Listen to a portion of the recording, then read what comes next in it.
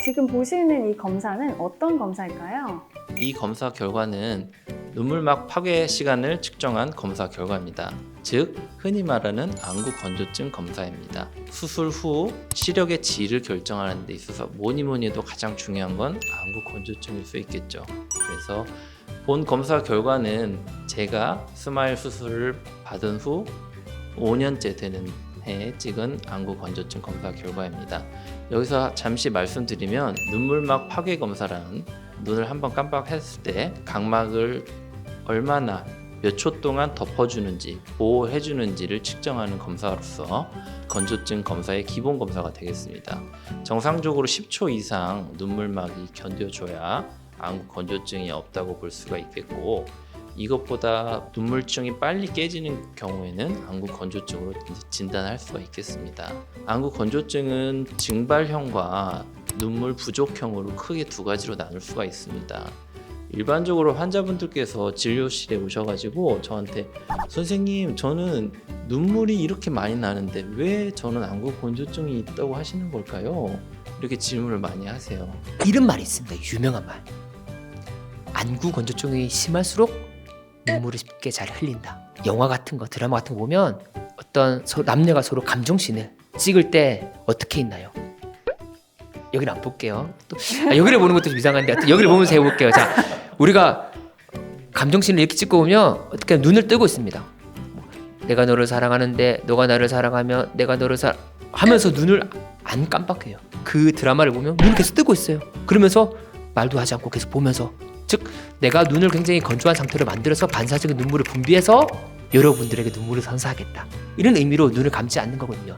그 말은 내가 평상시에 슬픈 영화나 드라마를 봤을 때 난 눈물이 참 많아 라는 분들은 안구 건조증일 확률이 많다는 겁니다. 왜냐하면 내가 의식하지 않아도 이미 내 머리에서 이 눈물을, 반사적인 눈물을 분비하는 시스템이 굉장히 활성화되어 있다는 거예요. 눈물 배출 시스템이 활성화되어 있는 분일수록 쉽게 많이 건조하다는 뜻이겠죠. 그래서 항상 나는 눈물이 많기 때문에 건조하지 않다라는 착각을 하지 않는 게 좋을 것 같습니다. 눈물의 질이 안 좋습니다. 이렇게 말씀을 드리는데요. 그 눈물의 질은 바로 tear film instability, 그러니까 눈물층의 불안정성을 말씀을 드리는 겁니다. 그래서 눈물층은 기본적으로 3개의 층으로 이루어지는데 겉에서부터 지질층, 수성층, 유심층으로 구분이 됩니다. 그런데 이 3개의 층이 건강하지 못하면 눈물망이 쉽게 깨져버리게 돼서 안구 건조증을 느끼게 되고요. 그 다음에 지질층에 관련이 있는 게 안검염과 마이봄샘염입니다. 두 개는 동일한 용어라서 이해하시면 되겠는데, 눈물층의 지질층을 형성하는 부분은 이런 마이봄샘이라는 데에서 지질을 분비함으로써 그 안정성을 유지하게 되는데, 그 마이봄샘에 염증이 생기는 게 마이봄샘염 또는 안검염이 되겠습니다. 그러면 그 염증의 원인은 무엇일까요, 원장님? 염증이라서 염치한테 물어보는 건가요? 그건 아니고요. 데모덱스라고 하는 모낭충이 원인입니다. 60대 이상에서는 아마 80% 이상, 70대에서는 100% 발견된다고 알려져 있습니다. 이 모낭충은 이 속눈썹 안쪽 모낭에서 나오는 피지를 먹고 사는데요. 이 실제로 모낭을 긁어서 현미경으로 이렇게 보면 굉장히 귀엽죠. 귀여울 수도 있고 징그럽기도. 굉장히 귀여웠던 것 같아요. 네, 이렇게 곰인형처럼 이렇게 생겼는데, 그런 모낭충 때문에 염증이 조장되고 안검염이 생기면서 안구 건조증도 나빠지고 이렇게 악순환이 되겠습니다. 그러면 이런 안구 건조증을 좋아지게 하려면 어떻게 해야 될까요? 온찜질을 해주는 게 좋다고 들어서 저도 간혹 피곤할 때는 온찜질을 하거든요. 네, 아주 잘하고 계시네요. 그 온찜질은 마이봄샘의 순환을 좋게 해서 염증이 가라앉게 되고, 그다음에 눈물층이 좋아지는 그런 효과를 내게 되고, 그런 IPL 레이저를 통해서도 염증이 더 개선될 수도 있겠습니다.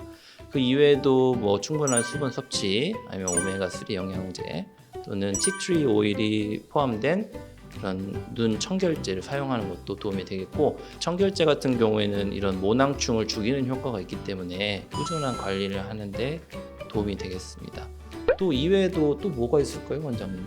잠을 잘 자야죠. 아무래도 건조증에 있어서 또 충분한 수면도 굉장히 중요한 역할을 하기 때문에 충분히 잘 자는 것도 중요하고, 평상시에 저는 그 습관을 두 가지를 하라고 말씀드리는데요. 우리가 아까 말씀드린 눈꺼풀 세정제, 티트리 오일이나 이런 성분을 통해서 눈꺼풀을 깨끗하게 할 수도 있지만, 평상시에 우리가 세안할 때 쓰는 그냥 클렌징 폼, 비누 같은 걸 통해서 눈썹 말고 이 속눈썹 여기 주변에 눈을 지그시 감고 비누나 클렌징 폼으로 세안을 하고 난 이후에 물로 헹궈내고 수건으로 닦고 이렇게 뜨게 되면 눈꺼풀의 청결도가 확실히 좋아집니다. 그래서 항상 비누 세안을 아침 저녁으로 하고, 그 다음에 저녁에 한 번 정도는 10분 정도 따뜻한 찜질을 하는 게 눈꺼풀의 염증을 조절하는 가장 좋은 방법일 것 같긴 하고요.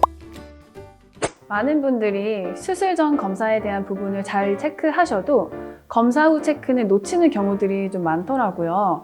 근데 오늘 두 원장님께서 알려주신 수술 후 관리가 궁금하셨던 분들에게는 많은 도움이 될 것 같습니다. 똑똑한 환자가 되는 법, 다음번에 더 똑똑한 환자가 될 수 있는 방법 가지고 돌아오겠습니다. 안녕.